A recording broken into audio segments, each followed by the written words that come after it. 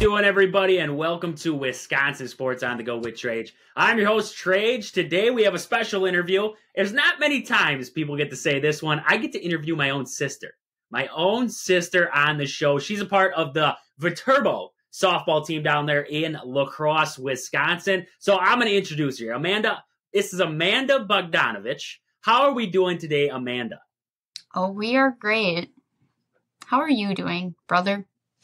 Always fantastic. Always fantastic when I get to talk about sports. And this is a good sport right here, softball. We're getting into spring now. Softball is kicking off. It's going hot and heavy right now. No matter what division you're in, everything is getting started here. So, Amanda, we know your name. We know that much about you right now. But, tell us a little bit more about Amanda.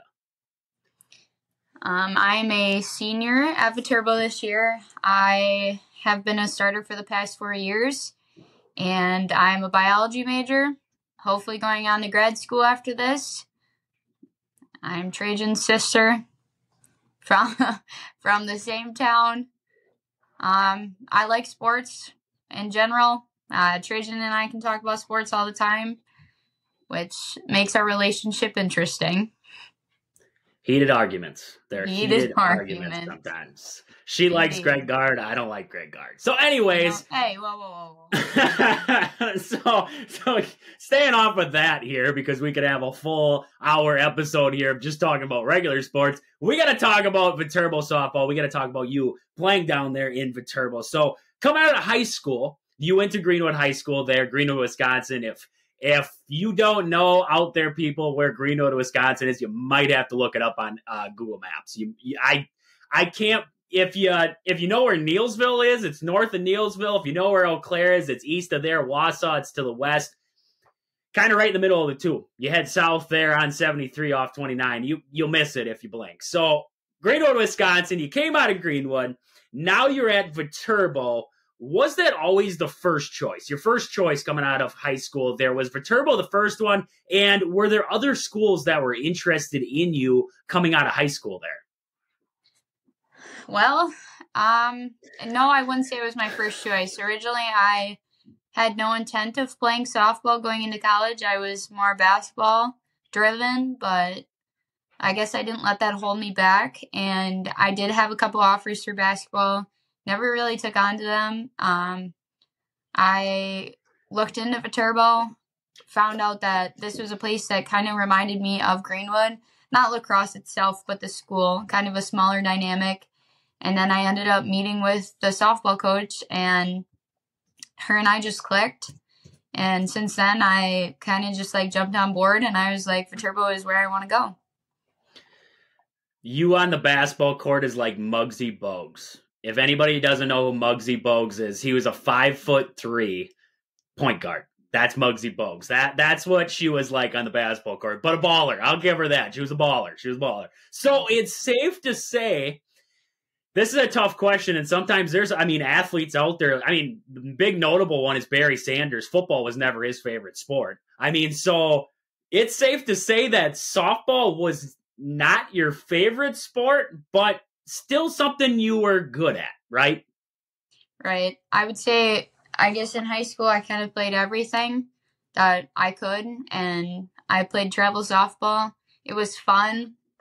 Season was fun, but I guess basketball was just always more my gig. I enjoyed it more. It was more something that you could excel at individually, which I thought was pretty fun. You could go off, score 20 points, but I guess in softball, you're only guaranteed 3 to 4 at-bats.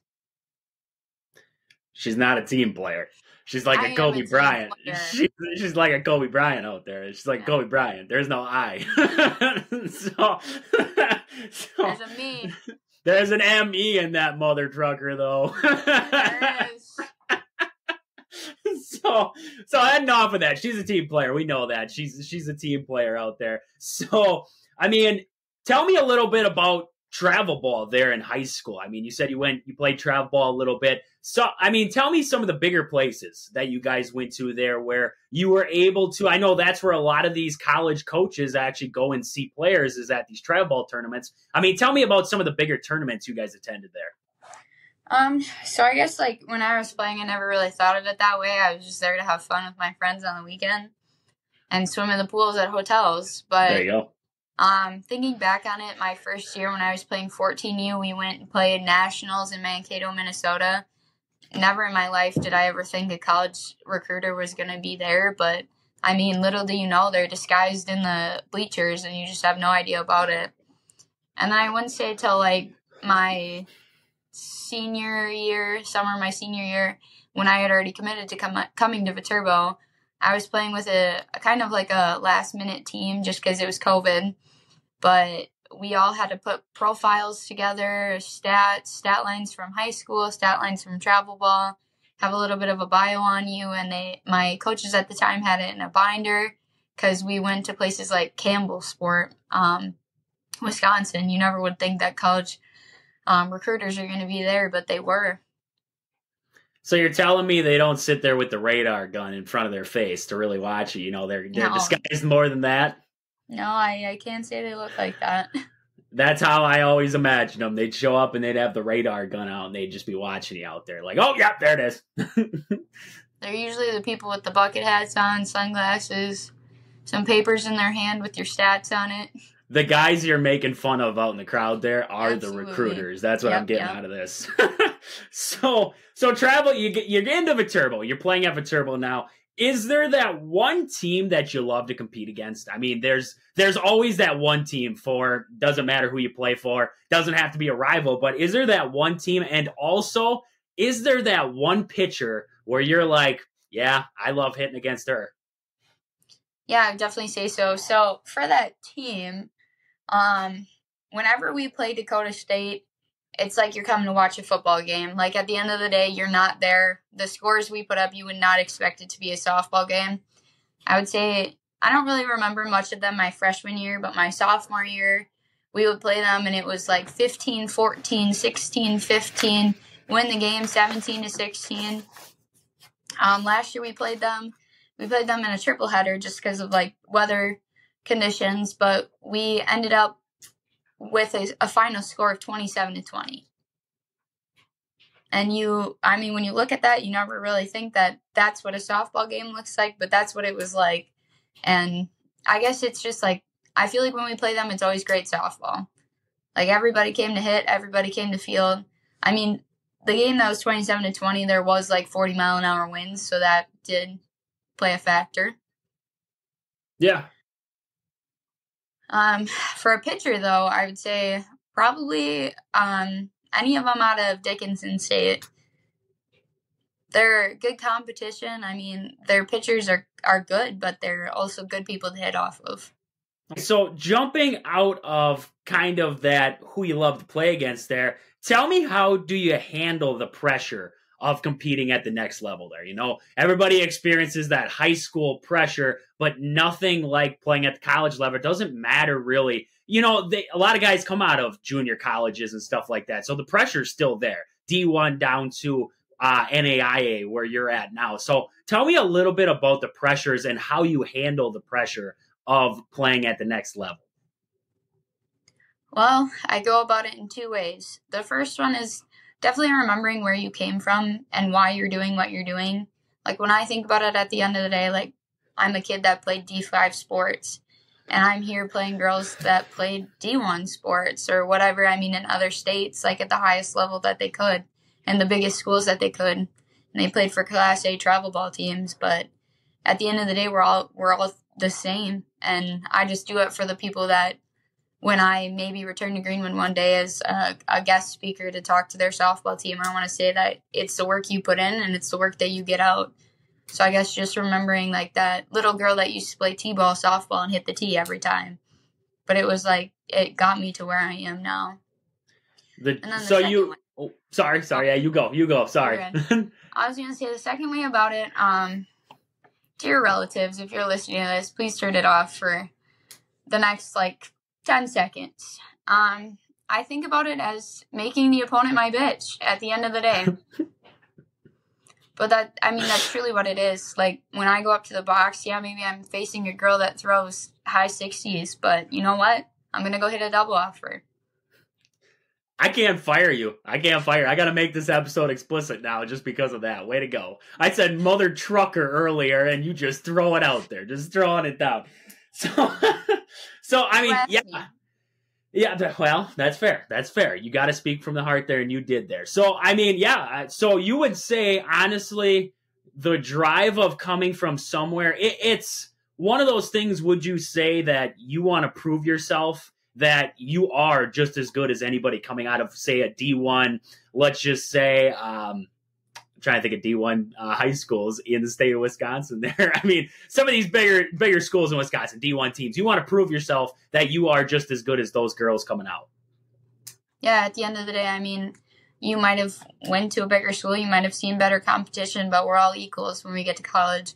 Doesn't matter who you played for, where you came from, it's the work you put in and the work you get out of it. And It's also like, I guess, like, I didn't know this happened until, like, I went home and people told me, but, like, I'm on the radio at home. I never would have expected to hear that, you know? Like, Gene Delisio is the one that talks about me all the time. And I'm like, well, I better put up a good stat line so he actually has something to say about me. We'll make sure. I'll make sure. I'll email Gene and I'll tell him to get this interview on the radio there. Okay. So we can hear it on there, 92.3 with Gene Delisio. They're going to have to blare it out. I know.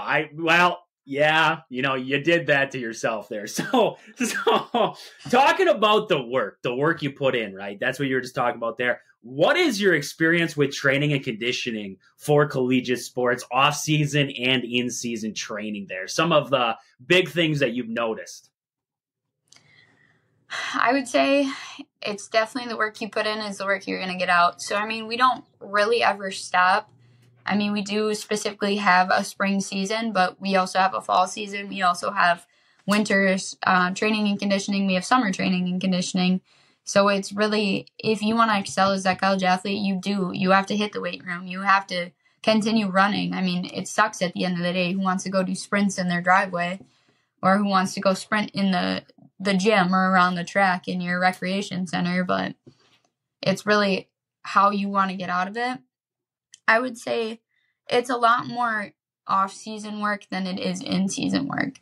Like when you're in season, you're working more on like your fundamentals, the little critiques that you need to make. But outside of that official spring season, you are training. You're training to get faster. You're training to get stronger. That's when we max out on lifts. That's when we hit our max sprints. That's when we're running our time bases. But then that all pays off for when you are running out a bunt, when you're trying to get a triple off a hit that maybe is only a double. Okay. And, I mean, going off of that there, tell me some of the differences from, you know, you were in Greenwood, you were still doing training and everything like that in Greenwood, but now heading to Viterbo. Tell me some of the differences there between the training programs and kind of the work you're putting in now versus when you were in Greenwood. Yeah, so obviously we were in Greenwood. Everybody from Greenwood knows that it was Chad Bogdonovich special on Saturday mornings. But it was also looking back at those helped me get to where I am today. I mean, I was never required to attend them, but I was because our father ran them. But it also was like the little things. Like we worked on small jumps, small hops, small jobs that have paid off though coming here. I mean, we do still have a weightlifting program. We still do have like a trainer that comes in and kind of assists in our lifts and then like watches over us. So essentially we have like a team personal trainer. I would say coming here, it's a little bit more powerlifting than what it was in high school. And which, I mean, goes both ways. Like obviously like we're building like strong athletes, strong hitters, but we're also kind of doing like the little things like plyometrics that are going to help us explode on the base path, explode on a ground ball. Okay. And I was just going to mention some. Explain some. A lot of people out there aren't going to know what a jop is. You just said a jop. Everybody's out there is like, does she mean hop? Like, what did she said jop with a J, right? Explain to the people what a jop is. So when you really think about the word, it means jump, hop. So you're going from 2 feet to 1 feet. And if you attended Greenwood High School when Trajan and I were there, you know exactly what I'm talking about. Yeah, yeah. And hey, I got to say, end of the day, if you aren't doing chops, you aren't doing it right, because that does actually, you know what, honestly, you'll watch somebody do it, you'll say they're baffled and crazy, but at the end of the day, it actually does strengthen you up a little bit. So with that, I got to get, before we move on here in the interview, I got to get two of our sponsors, and we're going to name the one first of the guy who taught us the job there. Sport and Spine Clinic in Greenwood. Stop in and get some, if you need physical therapy, if you've been injured and you need physical therapy, stop in and see Chad Bogdonovich there at Sport and Spine Clinic. He will get you right, and he will get you back out there, whatever the sport, whatever the activity, back to work, whatever it is, he'll get you going. And Game Day Supply in Onalaska. They have everything from custom uniforms to apparel. They have sports equipment, hockey, baseball, everything in between. We're getting into spring now. Get your softball and baseball equipment at Game Day Supply in Onalaska. So with that, we're back, Amanda. I'm back with you now. We're going to keep going here in this interview. So how do you handle some of the criticism that you get from coaches, from fans, from teammates, from opposing teams? I mean, you get criticism, you get crap talk to you. I mean, try to keep the swear words out of here now, but tell me how you deal with that kind of stuff. I guess criticism isn't necessarily always a bad thing, and that's one thing that I love Nick Saban for. why I'm an Alabama football fan. But at the end of the day, it's really like how you turn it into be something positive. I like to think that I have a pretty positive outlook on most things that like happen to me, and that's really how you get through it. I think if you really took everything to heart that everybody said, we wouldn't be happy people. We wouldn't succeed. But it's really like taking heed in what you need to hear. Yes, it's not always nice to hear the negative things, or yes, it's always hard to hear another team maybe like making fun of your swing, making fun of the way you feel the ball. But you know what? If you go hit a home run with it, it's going to stop them from talking. But it's really just like hearing what you need to hear for yourself. It's like Joey Weimer. Dude, I mean, that swing is whacked up, but he hit a few bombs, and it's like, all right, that gets her done. So yeah, like you were talking there, I mean, softball is mental. Baseball mental. I mean, sports in general are a mental game. How do you keep yourself focused and in the game during I mean, you have some big games. You're going to have some big games. You're going to have some games that are blowouts, but you still have to stay mentally focused into that game there. Otherwise, I mean, it turns sideways fast. So how do you stay mentally focused in these games? I guess when you walk to the fence, you kind of put the rest of your life behind you. I mean, sure, it's only for 2 hours, but for those 2 hours, it's softball specific. And it's not necessarily like hanging your head on an error or hanging your head on what could have been, but it's more or less understanding what you can go get next. What am I going to do to step up and play a big role on this team? How am I going to help succeed? Like you said, sometimes you're down by a lot, and yeah, that sucks, but it's also like, can we come back from this, and how are we going to come back from this? So it's really not only just like a personal mental thing, but it's also like keeping your teammates in the game as well. Okay. And, going off of that there, keeping with softball and now adding in school, you have the double dynamic there where you got to balance both. Tell me a little bit, how do you balance both of them? Because you got practices, you have meetings, whatever it is, and then you also have that school workload on top of that there. How do you balance both of them? I recommend being a business major. No, at the end of the day, it's almost like going back to high school, thinking about how you lived your life from bell to bell, and then how you lived your life practice time to practice time. So it's kind of like getting yourself in that same structure. I mean, when you come to college, you have more free time. Everybody knows that. Even as an athlete, I still have free time, but it's also like understanding how to utilize that free time. Like if I have an hour between class and practice, I better knock out an assignment. I better take some notes. But it's also understanding to still like do some things for yourself too. Like if you enjoy reading, take some time to read. But it's also like once you get done reading, you better be jumping back on that's something productive. That's the way you got to do it. I wouldn't recommend reading myself, but you heard it here first. Read a book.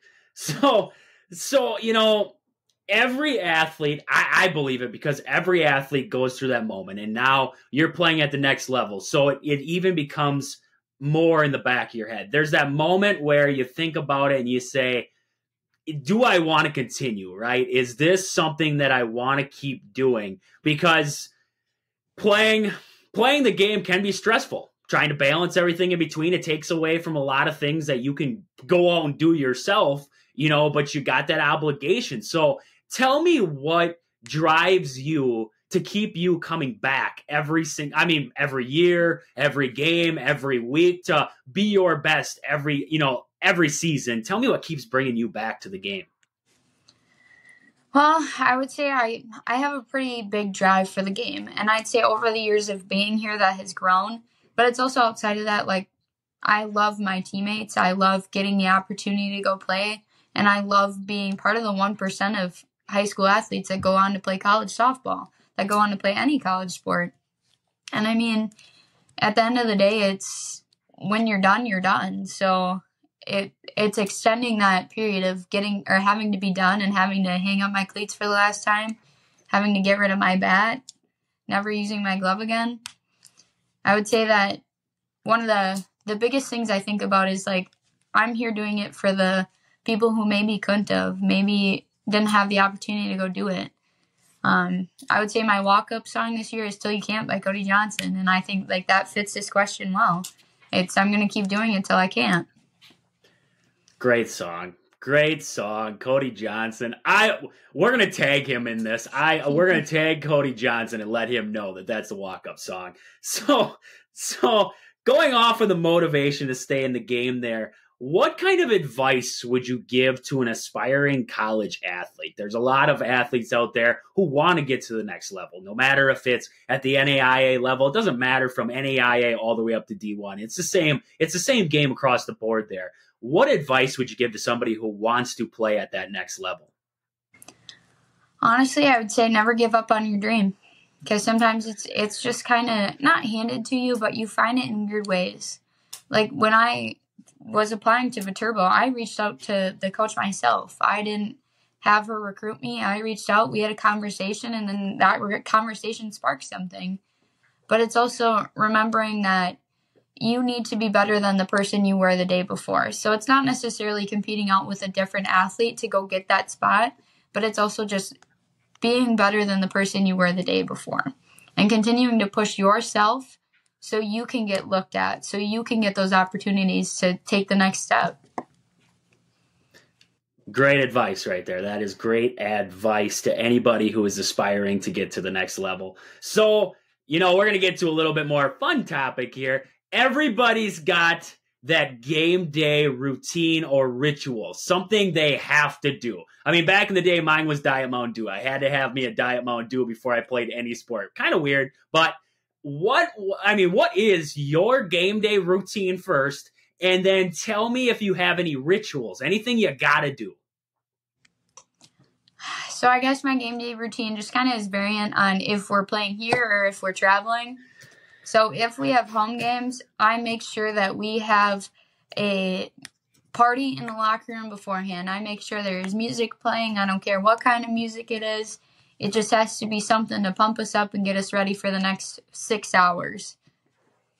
And then as for away games, I would say that just kind of like the same thing, a mental preparation. Not necessarily with everybody, but I would say if we're on the bus headed to the field, wherever we're going from the hotel, I have headphones in, I'm listening to some music. It's not necessarily rap music or anything like that. It's most of the time country. But it's really getting myself ready to go play the game that I love. Awesome. That is awesome right there. Some game day rituals. So, but you got the aux. Tell me, you got the aux.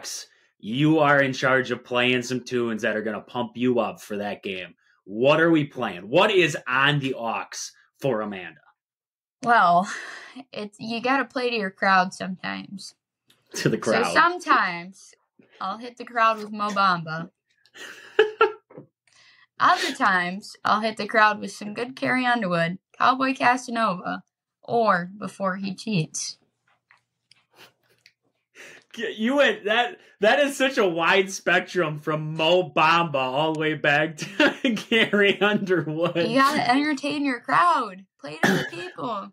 That is true. That is true. You have to go to the people there. So off of that, before we move on here, I want to get to the last two sponsors we got to mention here before we get to getting closer to the end here. And that is, first off, your hometown team, Century 21 Gold Key Realty. Call Peggy, Sora, Anna to find your dream home, or if you're looking to sell. Also, Pittsville Farm and Home Center. At the store, they serve you anything from hydraulic hoses to red roses.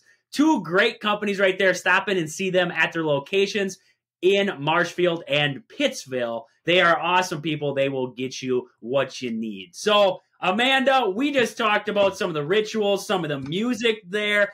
I want to know, everybody's got that sports idol, right? Or idols that they've had through their careers.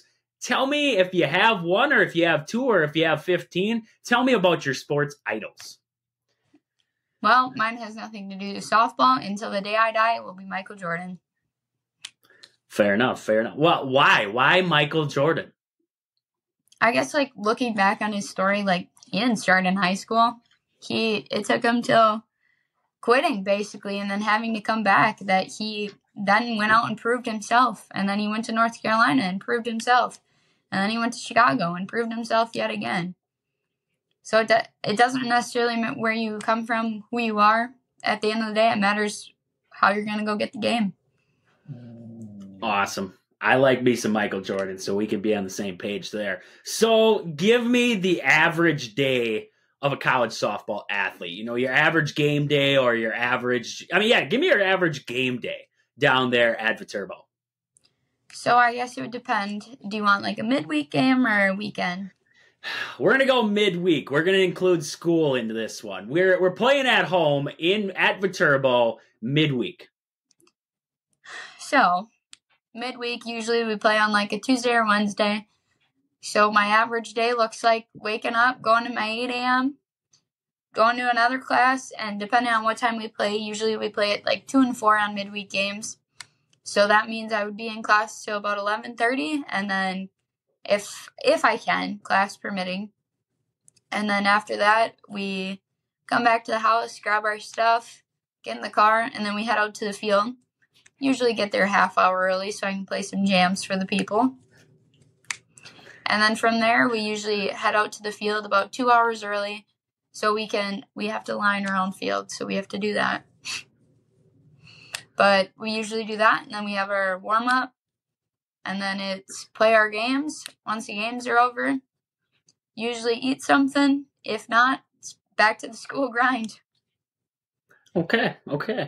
And give me some of the top moments. The top moment or moments. Give me moments that you've had in your career playing softball, from high school all the way up until now in your college days. Give me some of your top moments. So I would say all the way back to high school. Hitting my first home run as a sophomore, I didn't believe the ball went over the fence because I didn't think that was possible. But after that, I knew it was possible. Coming to college my freshman year, my top moment probably was beating Bellevue, who usually finishes first in our conference. I held like a 1.45 ERA against them through 8, and I guess that was crazy to me. I guess I never really knew any different. But Bellevue usually is somebody that goes pretty close to undefeated in our conference, so that was pretty cool. My sophomore year, I would say coming back for a win on my birthday, getting to pitch the final inning of it, or the final few innings of it, and then taking home the W off that. And then last year, top moments. I would say we played at some high school when we were playing Mayville State, and the high school is home of the Squirrels. So on the scoreboard, there was a squirrel. So I bet more than $20 I couldn't go hit the squirrel. I missed the squirrel by 3 feet, and she still paid me $10. That's an honest word right there. That is an honest word. Getting in the ballpark of that squirrel was good enough. That's what I'm saying. You gotta love a mascot as a squirrel. I've never, can you, What's your mascot? We're the squirrels. Oh yeah. Okay. So tell me about your greatest accomplishment as an athlete over the years here. You've played multi-sports, like you said. Give me your greatest accomplishment that you've had. So I would say my greatest accomplishment has to do with sports, but it's also like an activity outside of it. So we have what's called the Student Athlete Advisory Committee. And as a freshman, I was chosen to be one of the reps for this committee. And I have been for the past few years. Last year, I stepped up and took a role as one of like the executive board members of this committee. And I ended up being a co-president. And then this year as well, I also ended up being a co-president. So I've really had a lot of experiences where now I'm a known athlete on campus. I know a lot of the athletic administrators that maybe I wouldn't have had the opportunity to know, or they wouldn't have known who I was. But now I actually like am on a first name basis with our AD. Tell me a little bit about it's pronounced SAC, right? That's the committee there. So tell me a little bit about it, a little bit more about that committee and what it really is in all reality. Yeah, so SAC is a way to kind of bridge the gap between athletics and then the athletic administration. So a lot of times there isn't that representation, like your coach is more or less your spokesperson for your team. But SAC gives you the opportunity to have those connections with the ADs, with the media people, with everything that kind of helps run the athletic department, that does more of the behind the scenes work that you never really know about. But it also then helps create a bigger involvement on campus. So not only do we bridge that gap, but then we bridge the gap between the stereotype of being a student athlete to the professors. Like sometimes it really helps professors understand that, hey, yeah, maybe we're missing class, but we're also missing it to go represent the school in a different state, at a national tournament, at a playoff game. Yeah, okay. I have a better understanding of SAC, and that is spelled SAC for all you people out there. SAAC. Wow, I messed it up too. See, I'm learning. You learn something every day. That's what I like to say, and I learned something right there. So that is great. That is phenomenal. It's great to see athletes being involved, especially bridging, like you said, bridging the gap in between the administration and the teams, because a lot of things get lost in there, and you wish you had that kind of communication. So great to see something like that at that level. So just jumping off of that there, I want to ask you, I mean, sports impact people. And I want to know how the game has impacted you into developing you into the person you are today. Yeah, for sure. I would say you never really understand like how much a sport builds character until you play it. And that's so true. I mean, you can be a hardworking person outside of playing sports, but sometimes you never really understand what leadership truly looks like until you're forced into the role. So I would say my time as a softball player, not just softball player, but or athlete in general, I've always gotten the opportunity to go be a leader for my team. And that's something that like I really do think I've grown in since not only playing high school, but then coming here and getting that opportunity. Like we were just talking about, like I'm a co-president of a big organization on the campus. So it pays off in more ways than what you think. Like it makes you harder working in the classroom. It makes you harder working in life in general. It kind of promotes your resume one day when you try to go get a job, because it is something that not everybody gets to do and not something that everybody gets to experience. Okay, that's awesome. That is awesome right there. And this is going to be a toughie. This is a tough question. I don't know how I would answer it, but if you could do it all over again, starting from scratch, you're back freshman in high school. If you could do it all over again, is there anything that you would change about your journey now to being a senior at Viterbo? Yes, I would.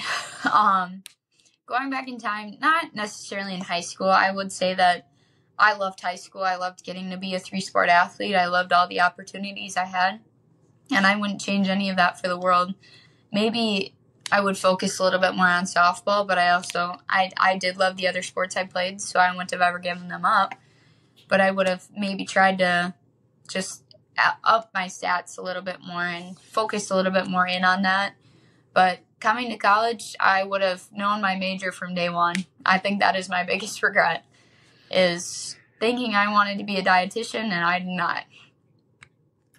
That's the hardest part, though, is going down there and thinking you want to do one thing, and then all of a sudden it's like, yeah, this ain't for me. Let's flip script here. So definitely, yeah. I mean, 100%. It's a lot of people answer that question with, working out, everything like that, bettering yourself a little bit more. But I like that answer. I really do like that answer right there. So coming up this next season, you guys have actually already started your year a little bit. You guys got to start there. You are at, I believe, 1-3 right now. 1-3 right now there in February. You guys got a couple games coming up this weekend here. Actually, it'll be today on Saturday here. So, I mean, give me the outlook right now. How is Viterbo softball looking this year? And are there any matchups that people better be circling on that calendar?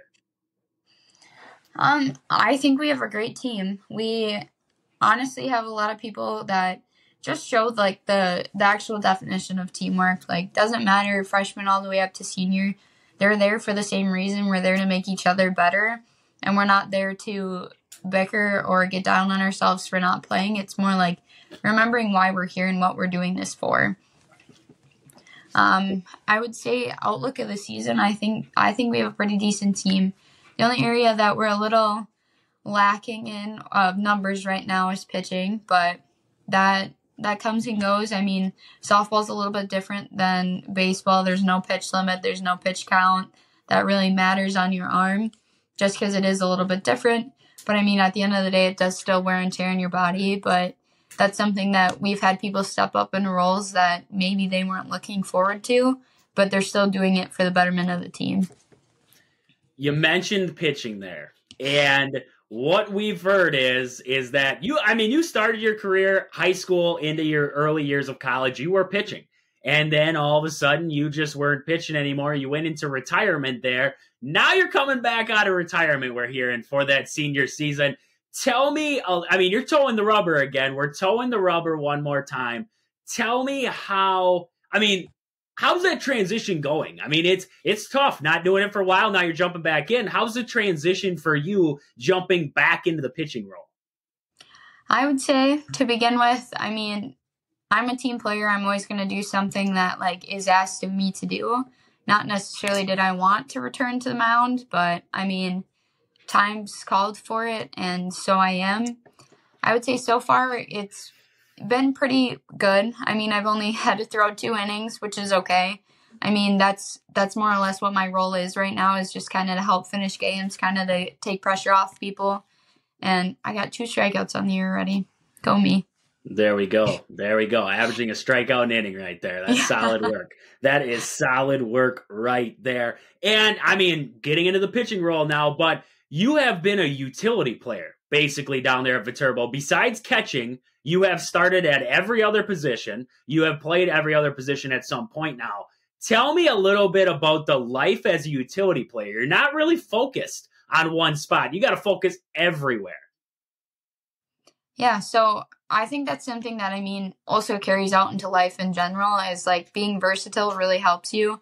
If you limit yourself to one thing, you always have to compete with the person standing next to you, the people coming in. You never really know what you're going to have to work with.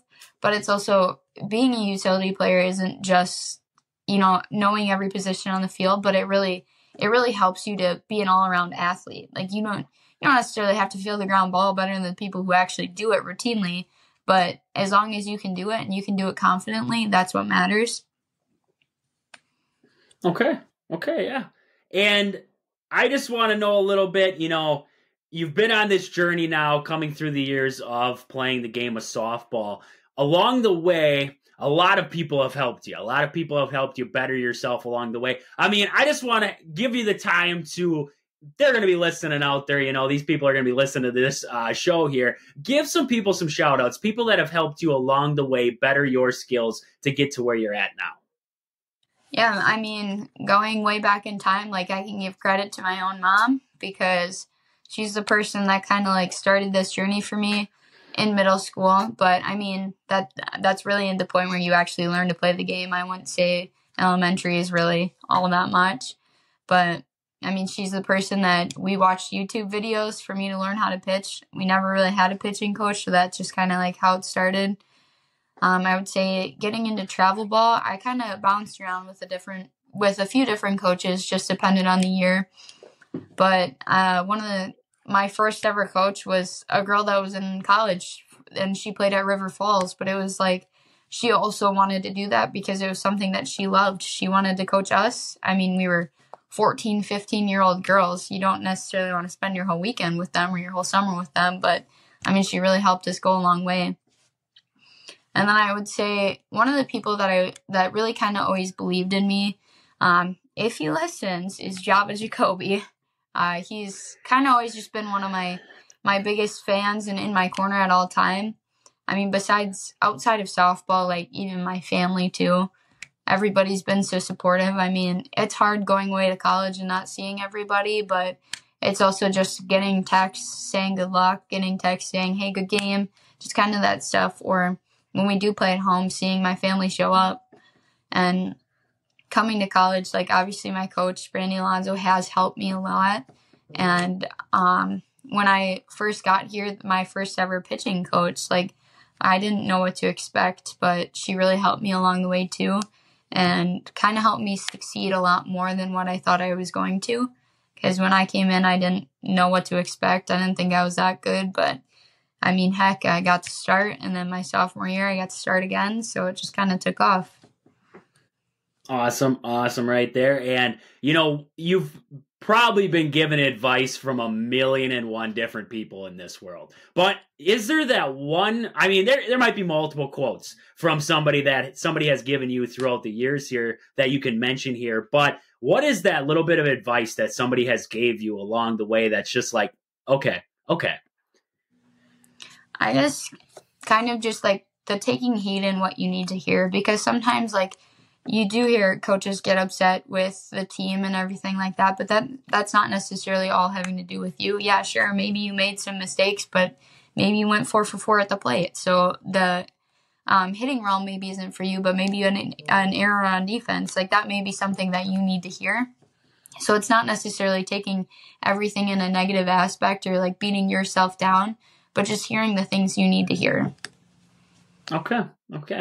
And I got one more thing we got to do before we end this thing completely. But to end this interview here, I just want to know, is there anybody you want to give a shout out to, anything like that here to end the show? I'll give a shout out to Grandma. There we go. Grandma gets a shout out for this one. Oh, of course, Grandma listens. Okay. Come on. And she's going to see you got an interview, and she's going to listen here. Come on.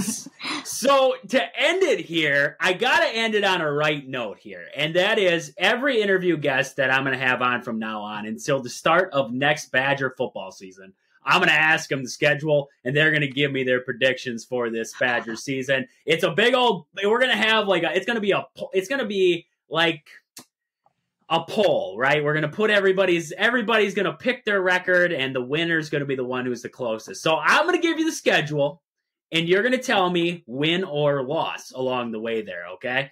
So we're starting out, opening game will be at Camp Randall against Western Michigan. W. That's a W for the Badgers right there. Next up, we have South Dakota. That will also be at Camp Randall. W. We got a 2-0 start for the Badgers. This is the big one. This is a huge matchup. No Nick Saban, but still Alabama coming to Camp Randall. Taking the L. We're taking the L on that one. Next up, we have USC. That will be from USC. We're going to be playing in Los Angeles for that one. W. We got a 3-1 start here. Next up, we have Purdue coming up at Camp Randall. W. That's a W, a 4-1 start. We're in the talks now for the top 15. Next up, we have Rutgers. That's coming from Piscataway, New Jersey. W.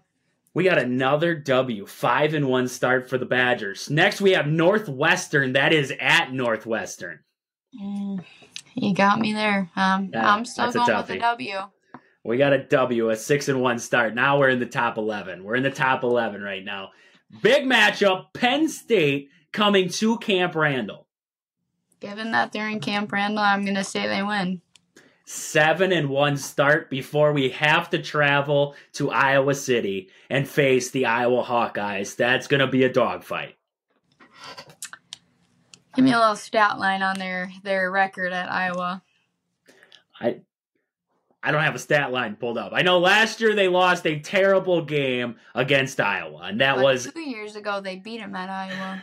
This is true. There you go. 2 years ago they did win at Iowa, so we're 1-1 in the last 2 years. Do we got a 5-star running back coming in?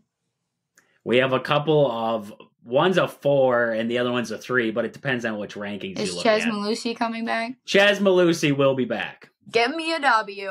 We got a W. Chez Mellusi will be the factor in that one. I'm going to mark that down. Next up, we have the Oregon Ducks coming to Camp Randall. Makes my blood boil. What do they got coming back? Transfer QBs. They have transfer quarterbacks coming in right now, so they're returning. Yeah, Bo Nix is gone. Decent team. What does our QB look like? Right now, it looks like we're going to have another Tanner Mordecai coming in and Tyler Van Dyke. Actually, screw the offense. What are you thinking about the defense? I heard that Mike Vrabel is going to be assisting in spring there, and Vrabel's pretty good defensive mind. The defense, we're going to get transfers in, and guys should be getting into their second years now, should be getting a little bit better there, so I'd say mediocre. We got Hunter Wooler. That makes sense. We got Hunter Wooler. I mean, you got Wooler. You're going to have Hallman. I believe Hallman's back. Those are really the big two on the defense there. I don't know about Loudermilk. I don't know if Loudermilk's back yet. I haven't been into college football in a while here. I'm just going to go for a long shot. Give me a W. We have a 9-1 start for the Wisconsin Badgers there, I believe. Yeah, 9-1. Heading into a big matchup with Nebraska. Give me a W. We got a W right there, a 10-1 start. Now they're in the top 10. They are going to take on Minnesota for the Paul Bunyan's Axe. That's a big fat W right there. 11-1. That gets you into the Big Ten championship game. That gets you most likely into the college football playoff there with that many good wins in the regular season there. So out of all the predictions so far, you have the Badgers going the furthest. I'll give you that one. Yesterday, the last interview we did, we had a couple interesting ones. We had losses to terrible teams, but wins against Alabama. So, I mean, and yeah. So I would love a win against Alabama, but, you know, at the end of the day, I got to be a little realistic. It's still Bama. It's still Bama. No Nick Saban. It's still Bama. So, with that, that is about all we got. That's about all I have for questions for the day. Is there anything else you wanted to add to the end here? No. Nothing? Go Vhawks. Go Vhawks. That is right. Go Vhawks. If you are around the area, in the La Crosse area, check your schedules there. Check and see when Viterbo will be playing some home games there. Or, I mean, they travel. They got games in North Dakota, South Dakota, just about anywhere you could possibly think of in the Midwest. They're going to be heading at some point there. So, should be a great season for Viterbo. And we wanted to thank you again, Amanda, for being on with us today. You're welcome. Thanks for having me. Anytime. It's been fantastic. But with that, this has been Wisconsin Sports on the Go with Trage. Thank you guys for listening. We'll catch you guys back here on Monday. But until then, deuces.